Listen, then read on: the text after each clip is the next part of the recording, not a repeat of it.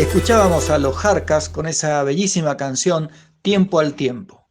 Y ahora entramos al bloque de entrevistas, en esta tarde primaveral de Fogón Docente. Hoy junto a Claudia tendremos el placer de entrevistar al profesor Darío Gereus, quien va a hablarnos de distintos aspectos que hacen al sistema educativo, no solo de nuestra provincia, sino también del país. Buenas tardes, Claudia, ¿cómo estás? Hola Nicolás, muy bien estoy. Muy bien de estar en este ciclo de entrevistas y de tenerlo acá a Darío, al profe Darío. Quería preguntarle, según su experiencia y todo su trabajo en educación, eh, ¿cuál considera que son las diferencias, implicancias que tiene la Ley de Educación Nacional, esta la nueva que tenemos del año 2006, en relación a la Ley Federal de Educación de 1993? Hola, ¿qué tal? Mi nombre es Darío Enrique Gereduz, soy profesor de grado universitario en geografía,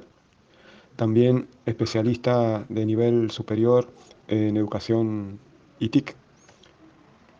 y me desempeño en el nivel secundario, tanto de secundaria orientada como de jóvenes y adultos y también en el nivel superior. Creo que lo sustancial en cuanto a la diferencia entre la Ley Federal de Educación y la Ley de Educación Nacional es que la Ley de Educación Nacional garantiza el derecho a la educación a todos los ciudadanos de la República Argentina hasta los 18 años, es decir, hasta el nivel secundario, y la obligación del Estado de dar con esa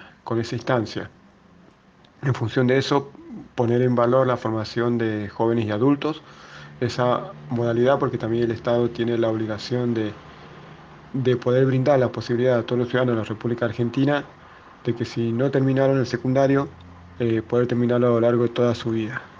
Y que es muy clara la ley en ese sentido, porque plantea que el Estado también tiene que asegurar ese derecho, brindando las condiciones eh, culturales, económicas, eh, sociales, de infraestructura, etcétera, y todo, para poder terminar eh, con la obligatoriedad del secundario para todos los ciudadanos y ciudadanas de la República Argentina. Después otra cosa importante fue la de poder aglutinar en un número determinado de orientaciones en cuanto al nivel secundario, eh, así poder hacer un tránsito entre provincias un poco más regular y homogéneo en cuanto a las orientaciones que tiene el nivel secundario, a contrapartida de lo que era la Ley Federal de Educación, que permitía criterios sumamente descentralizados en esos aspectos, y prácticamente era imposible pasar de un sistema educativo provincial a otro, porque eran decenas de orientaciones y modalidades que habían. Entonces teníamos un sistema súper heterogéneo y la Ley de Educación Nacional da solución a esa situación. Como así también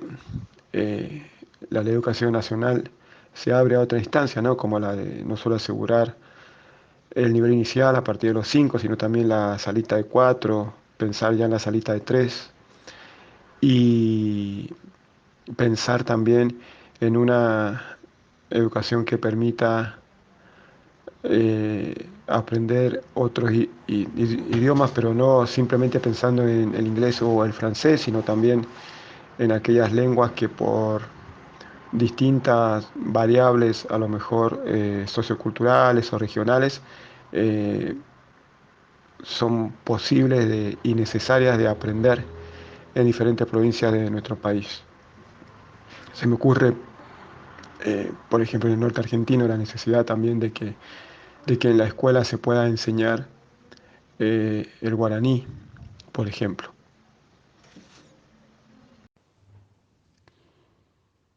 En esto que estamos hablando de la ley 26, 206, hay un artículo, que es el 26, que dice específicamente así, ¿no?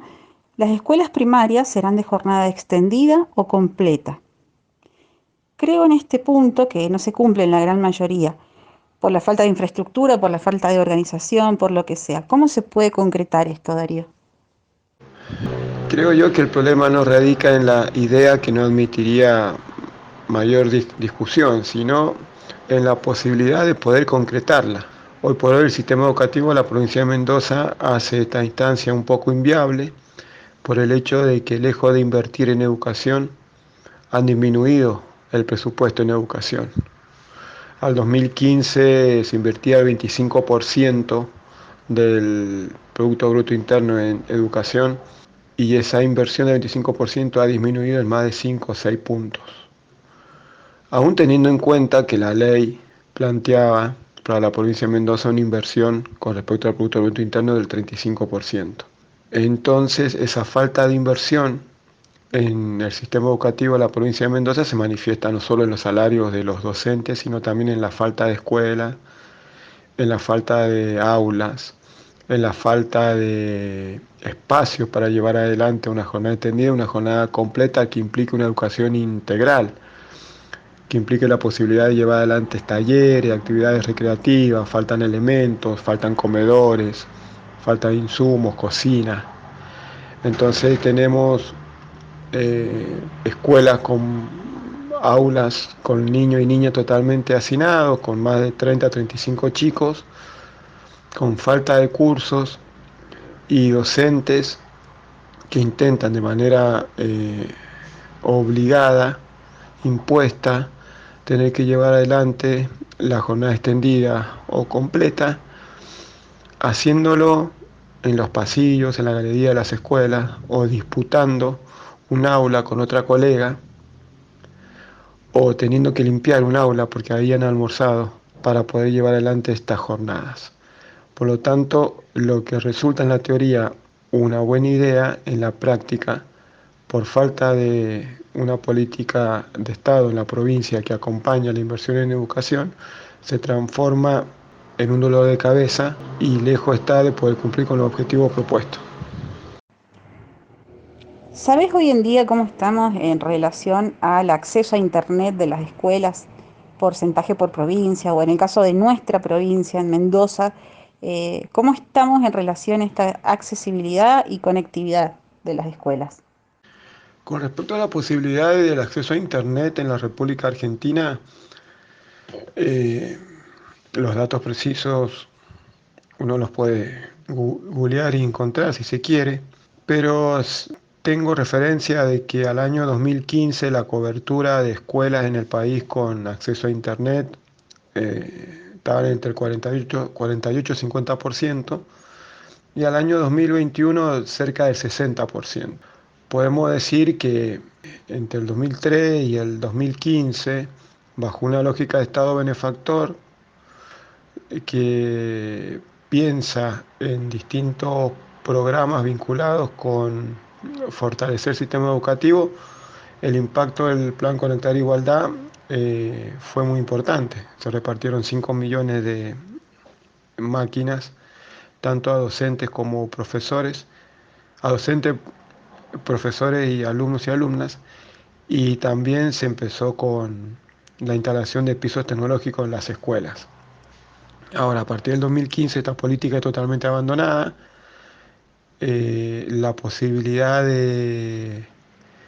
acceder a,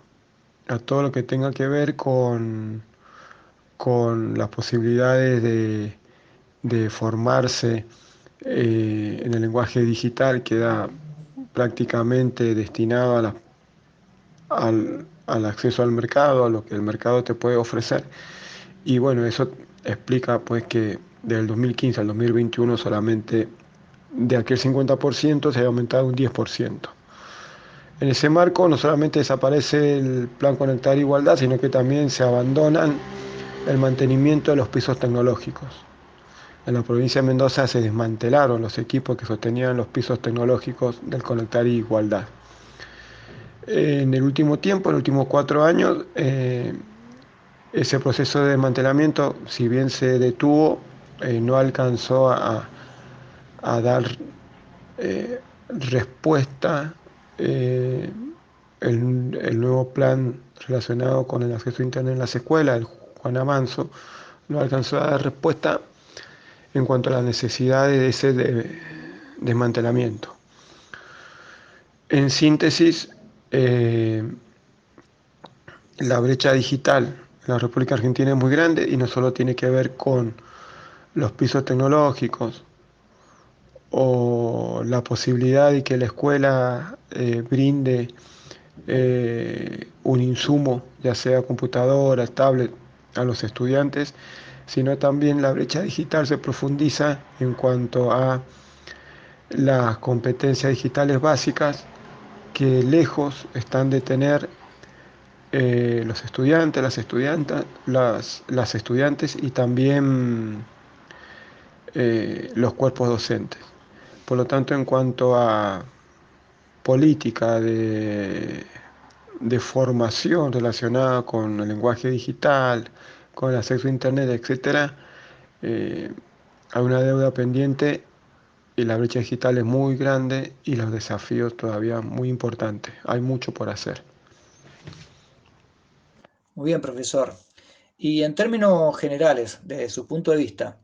¿de qué manera aseguramos como institución educativa la igualdad de oportunidades potenciando el desarrollo de capacidades de los estudiantes? Bueno, explícitamente, ¿de quién depende la igualdad de oportunidades y desarrollo de capacidad de los estudiantes para que eso se cumpla? Y depende del Estado. Y en el caso de la provincia depende del Estado provincial, porque a partir de la reforma constitucional en la década del 90 hay una descentralización en cuanto al Estado nacional y el Estado provincial en cuanto a los manejos de los recursos del sistema educativo. Por lo tanto, si bien se recupera alguna dimensión de también responsabilidad del Estado Nacional en cuanto al sistema educativo en la República Argentina, eso se circunscribe a acuerdos que se logran, sobre todo de las dimensiones pedagógicas didácticas y de salarios mínimos básicos como piso en cuanto a paritarias nacionales que circunscriben al ámbito del Consejo Federal de Educación, pero el resto depende de las provincias y de la inversión que cada estado provincial hace en el sistema educativo que le corresponde a su circunscripción. ¿Cómo es la situación en Mendoza? ¿De qué depende que la igualdad de oportunidades y el desarrollo de capacidades de los estudiantes se cumpla? El desarrollo de capacidades de los estudiantes, la igualdad de oportunidades, etcétera, en términos generales, no solo podemos pensar que la tiene que asegurar la institución educativa, sino que en todo caso tiene que estar asegurada por políticas de Estado, ¿no? Y que transcurran los distintos gobiernos.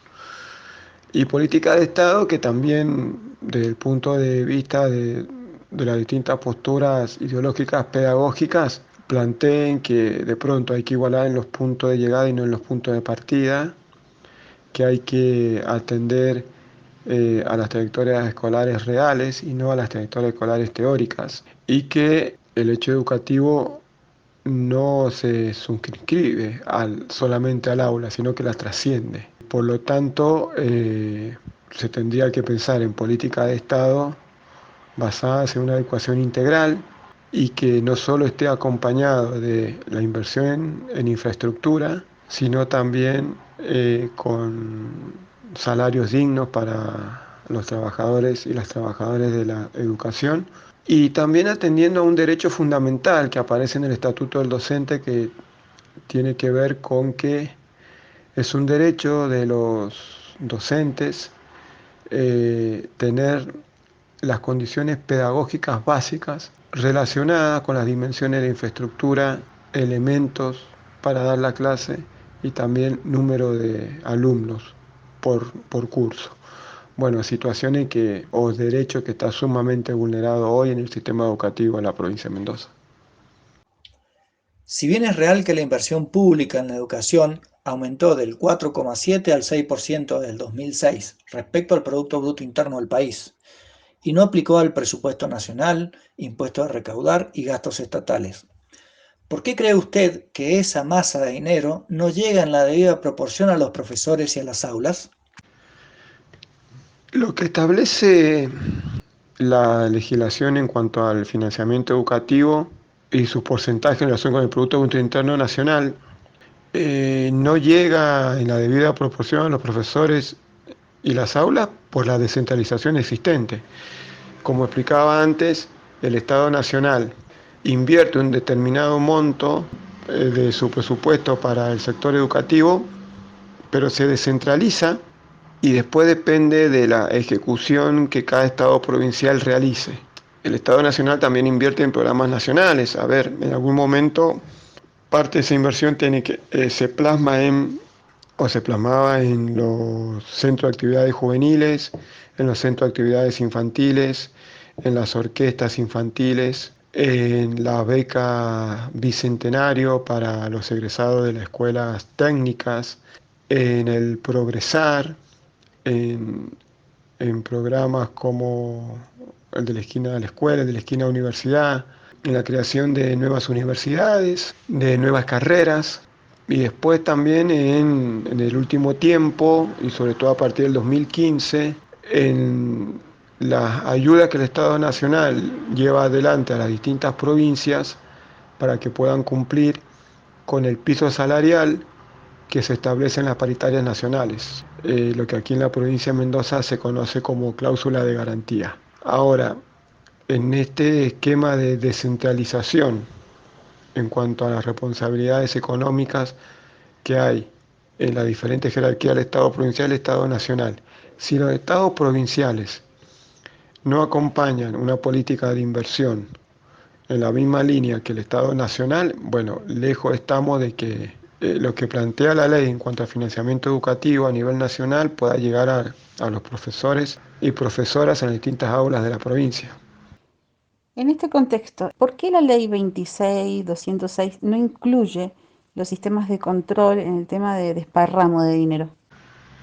Bueno, no estoy de acuerdo con la idea de que la 26.206 no incluye los sistemas de control en el desparramo del dinero. Primero porque no creo que exista un desparramo del dinero y segundo porque, bueno, son leyes macro que atienden a situaciones generales y que después a lo mejor a través de su reglamentación o la puesta en práctica atienden a situaciones mucho más específicas.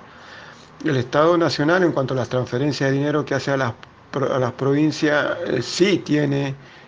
órganos de control para supervisar la ejecución de esos dineros. Eh,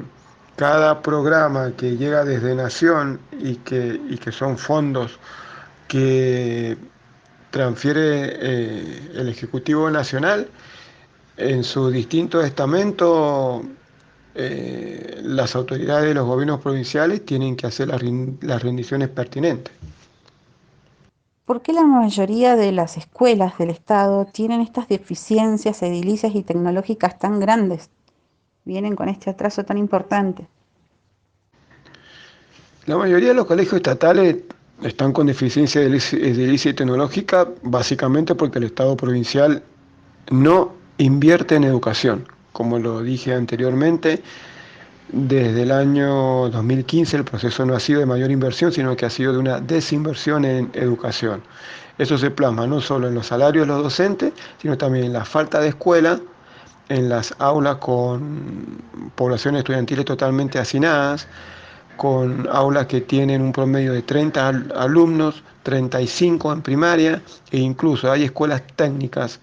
en la provincia de Mendoza que tienen más de 40 estudiantes por curso. Sumémosle el deterioro en infraestructura, cloacas que están rotas, estufas que no funcionan, ventiladores que no sirven y que bueno, y todo eso también contribuye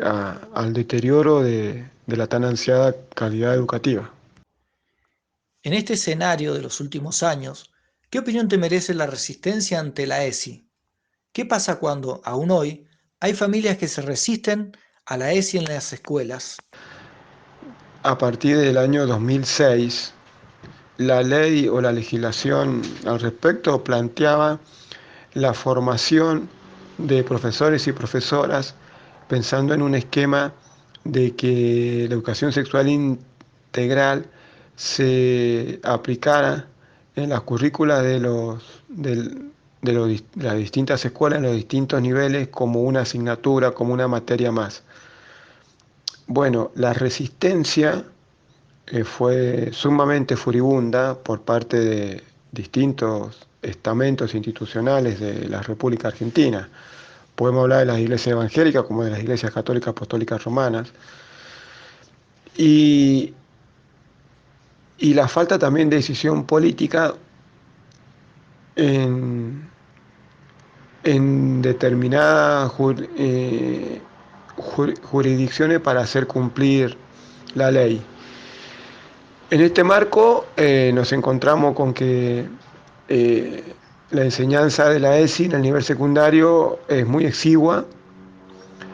que la enseñanza de la ESI en el nivel primario adquiere un poco más de importancia, pero no por voluntad del Estado provincial, sino por el esfuerzo de las maestras. Y sí debo reconocer que hay una preocupación sumamente importante en las formaciones de grado de los institutos de educación superior por llevar adelante una integración curricular de la ESI en cuanto a la formación de las futuras docentes. Y bueno, si las distintas iglesias no acompañan la educación sexual integral, si hay falta de voluntad política de los estados provinciales para poder plasmarla y hacer cumplir la ley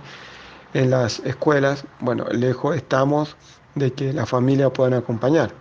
Por lo tanto, es una preocupación importante que, que no tengamos procesos más explícitos de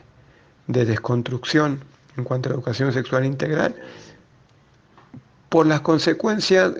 que esto trae y que afecta a niños, niñas, adolescentes y mujeres en general. Bueno, ya esta es la última pregunta que te hacemos en esta tarde de Fogón Docente y queríamos saber cuáles son las políticas a largo plazo que se están implementando para abordar la violencia de género. Creo que es explícito de que hay distintos momentos, ¿no?, por parte del Estado que según el gobierno se pone mayor o menor énfasis. Generalmente los gobiernos que adhieren a las lógicas de Estado benefactor, a las lógicas progresistas, sí son mucho más empáticas con la promoción de leyes que acompañen las políticas de género, con la promoción de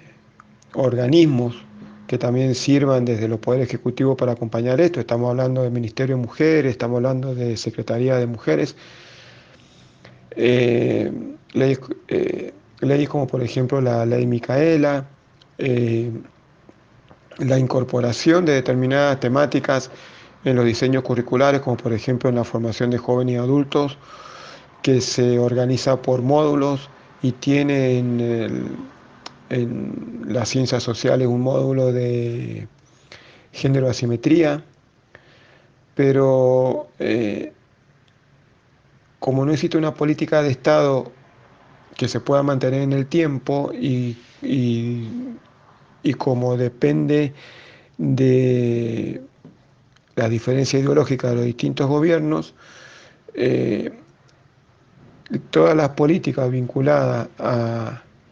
abordar la temática de género es como que tiene ciclos, ¿no?, donde se pone más énfasis, como decía recién, cuando la concepción ideológica de los gobiernos están relacionadas con lógicas progresistas o Estado benefactor y lamentablemente pierden ese impulso con gobiernos que aplican al Estado lógicas de políticas liberales, neoliberales o conservadoras. Bueno, Darío, realmente uno se quedaría horas escuchándote hablar sobre educación, pero lamentablemente no nos queda mucho más tiempo de este programa. Así que simplemente queremos agradecerte, en primer lugar, por acceder a esta entrevista un poco apretada con los tiempos, y en segundo lugar, por darnos tu opinión basada en una amplia trayectoria en los distintos niveles educativos, como vos bien lo has mencionado. Y también por enseñarnos a través de tu experiencia y conocimiento sobre el estado actual de la educación en nuestra provincia. Es realmente preocupante el desfinanciamiento educativo desde el año 2015 a la fecha, que impacta no solamente en la calidad educativa, sino también en la calidad de vida de los profesionales de educación. Gracias, Darío, y nos encontramos el sábado que viene en otra entrevista en este Fogón Docente.